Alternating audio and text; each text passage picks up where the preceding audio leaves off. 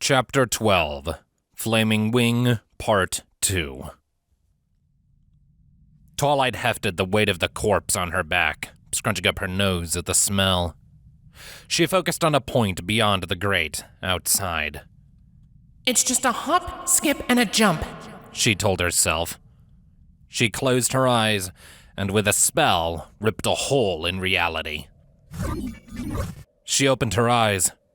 Above her, a dome of stars glittered. Instinctively, she flailed in the air. She was falling.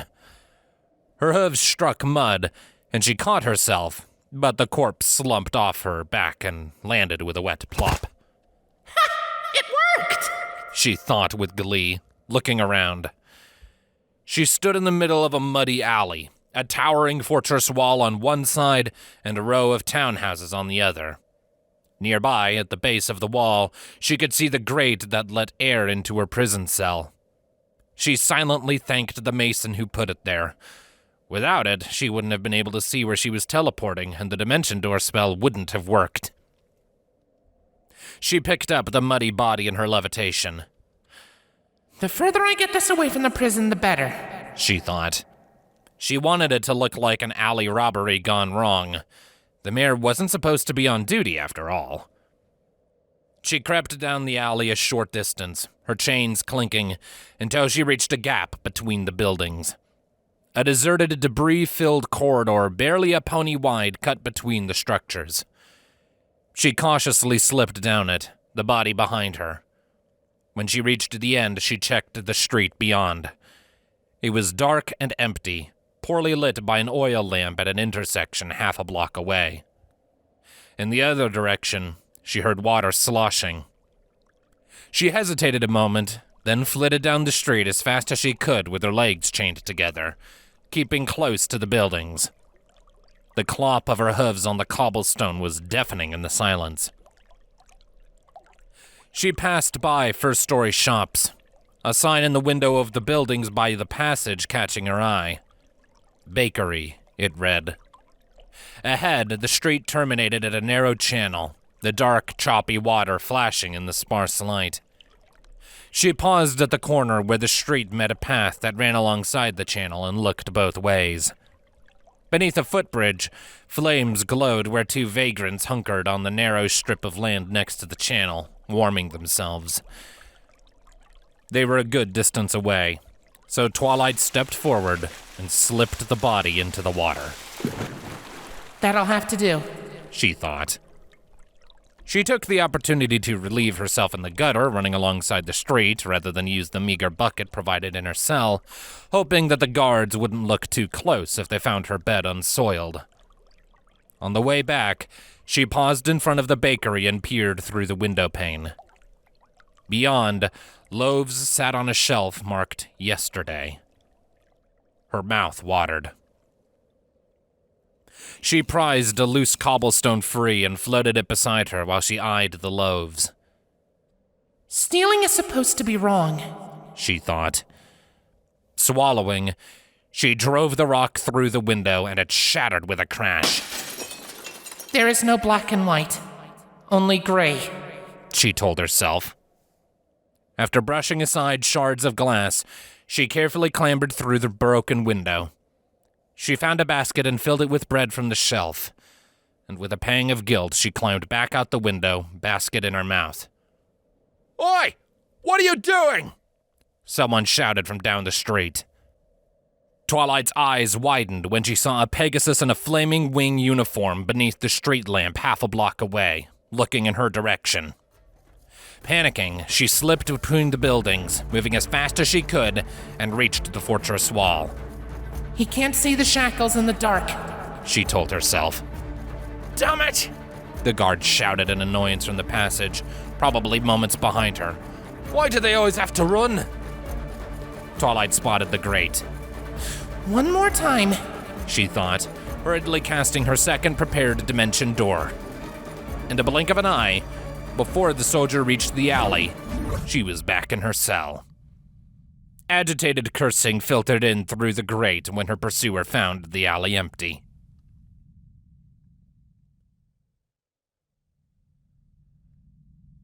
Twilight sat near the door to her cell, chewing on half a loaf of bread. She had distributed the food to her friends using her magic. No pony mentioned the fact that it was stolen, not even Applejack. She rubbed at her ankles. The manacles had scraped her skin when she ran, and already her coat was starting to chafe away, leaving bands of sparse fur where the metal rested. I can fix that after we get out, Fluttershy said. Thanks, Twilight said, looking up. Fluttershy nibbled her bread close to the door of her cell. Twilight glanced at Spike resting on the cot. Say, Fluttershy, where is Angel? I didn't want him to fight the flaming wing ponies, so I sent him away, she said. He's fine. He'll find me again, she added with certainty. He always does. Twilight nodded. I'm sure he will. Sun will be up soon, Applejack said. Guards are bound to check on us come morning. Remember, every pony, we need to act like we hate the 2 ponies that escaped without us. Except you, Twilight. You just pretend to be asleep, Rainbow said, joking half-heartedly. Twilight stepped over to the cot. Yeah. She nuzzled Spike, and the Fey Dragon opened his eyes and looked blearily at her. It's time for you to go, Spike.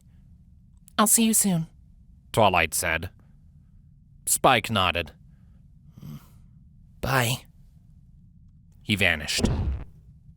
Twilight checked to make sure the broken suppressor was fixed to her horn, then climbed onto the cot and tried to get comfortable.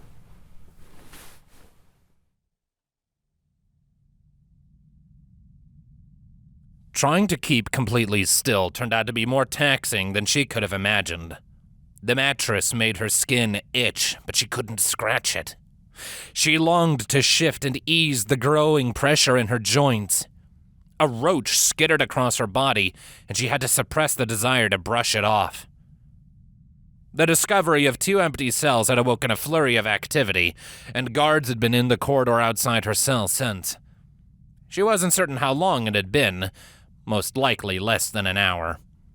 She hoped things would die down soon. When they did, she would be able to move again. And almost the entire time, Fluttershy had been muttering, They left us behind, over and over. It almost hurt to hear it. Acting turned out to be among Fluttershy's talents. 2 guards chatted outside the door of her cell. "She's still out cold, huh?" the first asked. "Yeah, it's downright odd that she passed out with the suppressor on," the second added. "Shouldn't we, take it off?" the first suggested. "Are you crazy? You know she broke Spectrum's wing just by tossing him, right? Most unicorns aren't any harder to deal with than any pony else," the first grumbled. "But now one's dying and the other escaped." A voice of authority and order cut down the corridor like a knife. "Attention!" The guards' hooves clicked together as they went rigid, and Twilight opened her eyes slightly. They faced the corridor, heads high, eyes presumably focused on the far wall. "Report!" a voice she recognized as Lightning Dust ordered. "2 prisoners escaped, Commander." A guard Twilight couldn't see answered. I can see that, Captain Bailiff, Lightning Dust said, exasperated. She approached Twilight's cell door. You 2, what happened here? Twilight closed her eyes as Lightning Dust addressed the guards, favoring caution over risking getting caught peeking. One of them yelped. Commander, we found the unidentified white unicorn suppressor pried loose on the floor of her cell. We suspect she used her magic to unlock her cell and free herself and the unidentified pink earth pony. 2 guards were found bound and gagged in a supply room. They claim to have been attacked by at least 5 ponies, the other said. How did the escapees get out? Lightning Dust growled. The guard swallowed audibly. We're not certain where their exit point was, Commander. All the windows were barred and all the doors were locked this morning. Bailiff, pay cut for every pony stationed here last night, Lightning Dust snapped. Did they recover their equipment? Negative, Evidence vault remains secure, Commander, Bailiff said. And search parties have been organized? Of course, Commander. Though it's been so long since they escaped that they could be anywhere by now. The search parties are unlikely to find them. Organize more double shifts. Let them work back their pay, Lightning Dust ordered. Yes, ma'am, Bailiff said. Am I dismissed? No, but every pony else here is, Lightning Dust said. Twilight heard the 2 guards by her cell scramble for the exit, trotting as rapidly as they could without it being a full-on gallop. After they were gone, Lightning Dust said, Captain, can you explain to me why 6 prisoners who are familiar with each other were incarcerated in the same cell block? You ordered that they be placed in secure single cells, Commander. These are the most secure cells we have available, Bailiff said calmly. Lightning Dust sighed. Yeah, I remember now. See if we can split them up. I'd rather not have a repeat incident. You and I both know what's at stake here. The reports say 6. Oh, and Captain, if you can't find them, at least bring me ponies that look like them. Yes, ma'am, Bailiff said. You're splitting us up, eh, Lightning? Sweet, Rainbow said, her tone a mixture of excitement and familiarity. I couldn't take another second with these ponies. What is she doing? Twilight wondered. Dash, Lightning Dust said. Twilight heard her trot down the corridor. She stopped, probably in front of Rainbow Dash's cell. You're telling me you would like to be separated from these ponies? You heard me. Between Mopey, Rigid, and Sleeping Beauty, I'd much rather spend my last days alone, or at the least near some pony I didn't hate, Rainbow said. Hey! Applejack protested. I seem to remember you showing extreme loyalty towards Twilight Sparkle when we brought you in, Lightning Dust said. She helped me out. I tried to help her out. You know how I roll, Lightning. But that debt's been paid, and now I want to be as far away from her as possible, Rainbow said. So, thanks. Even your little filly friend Fluttershy? Lightning said. Twilight could hear the smirk in her tone. That one isn't on me. Fluttershy hates me now.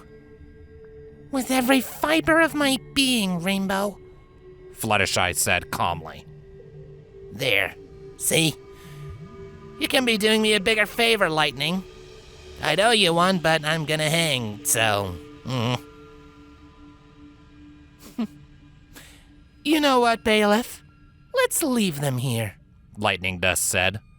Yes, Commander, Bailiff said. Lightning strode past Twilight's cell, a second set of footfalls, the captain's beside her. What's wrong with you? Rainbow Dash yelled. Don't do this to me! Don't leave me with these ponies! Thanks for the wing blades, Dash, Lightning Dust said, ascending the stairs. Rainbow yelled with unbridled fury, her voice amplified by the confined space. A moment later, when Lightning Dust was out of earshot, she burst out laughing. I can't believe she fell for that.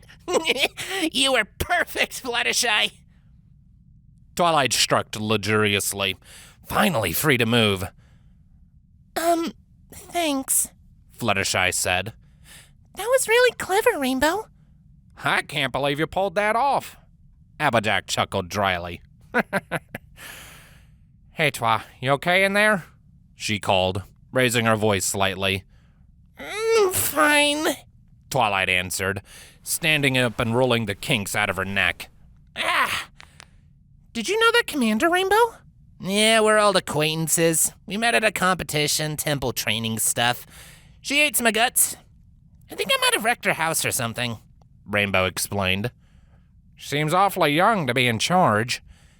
She always did whatever it took to get ahead, Rainbow said. Probably stepped on some backs getting this command. Twilight sighed, rubbing her brow. Well, I'll bet whatever she was talking about being at stake has something to do with the Iron Circle. She took off the suppressor. It was starting to irritate the skin at the base of her horn. Wouldn't surprise me, Applejack said. After bounty hunters failed, I'd try something different too. Seems like they want to get all 6 of us, though. Twilight sat down and scratched at her flank with a hoof, glad to be free of the mattress. Yeah. Hey, what was that bit about the wing blades, Rainbow? Rainbow shrugged. No idea. I don't think we'll find them with the rest of our stuff. She was wearing them. Huh, Twilight said. She wondered if Spike could tell it was all clear. Almost as soon as the thought had crossed her mind, he appeared next to her. Hey, Twilight, he said, nodding in greeting. Spike, could you give me a book on Pegasus Law, please? Twilight asked. A little bit of light reading to pass the time, huh? Spike grinned. Sure thing.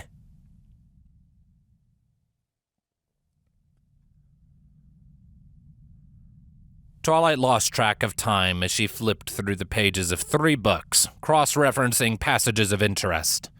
She had to hide the books and pretend to be unconscious once when a guard came bearing trays of gruel. There were only 3 trays. They didn't even bother to feed her anymore. After the guard left, she had to borrow Fluttershy's bowl to get a drink. After rechecking a description of an ancient pair of wing blades, Twilight went to her cell door and called softly down the corridor. Rainbow? It took a moment, but Rainbow Dash wearily responded. Yeah? I'm sorry, did I wake you up? Don't worry about it. What'd you need?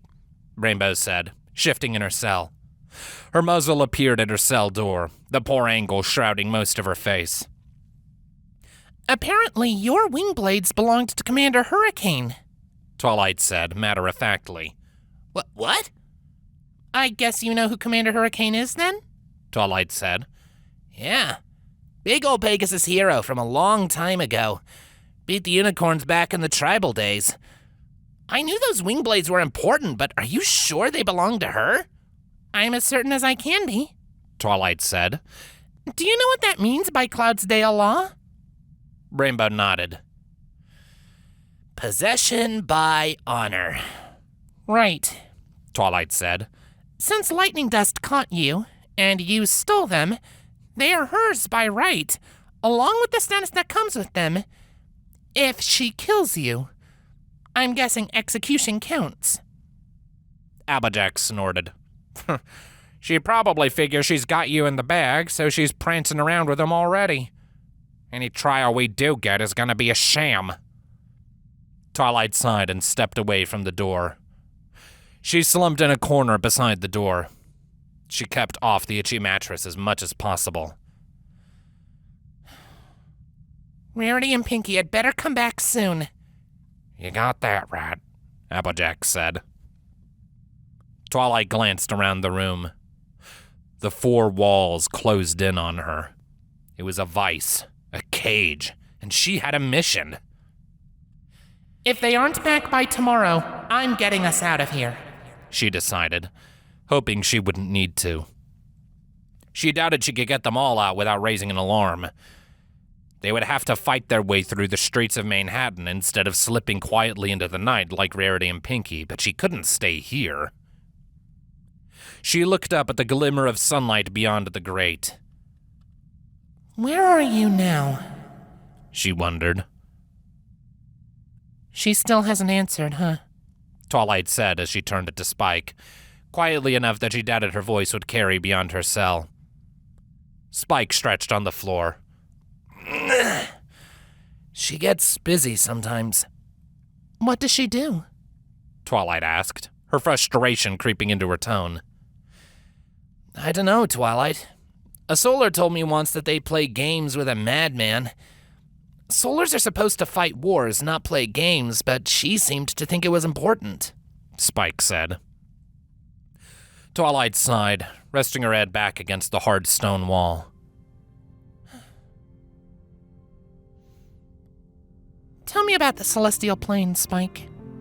What's it like up there?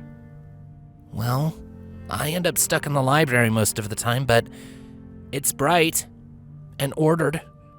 Everything works with precision, and all of the celestial creatures do their duties to perfection, Spike said. There are golden waterfalls and fountains of pure light. And the best part is, occasionally, you get to see her. Twilight closed her eyes as Spike launched into a description of the goddess. She let her mind drift away beyond the bars of her cell, imagining herself beneath one of Celestia's radiant wings. She couldn't help picturing a life up there, free from pain and suffering. A life where Star Swirl was still alive, and her birth parents were still there to care about her. A life where she didn't have to strive to survive every day, and she didn't have to carry the weight of death on her shoulders. The closer you get to the sun, the more likely you are to burn. A faraway voice whispered in her mind. You were made to kill. Twilight ignored the whisper, preferring her fantasy.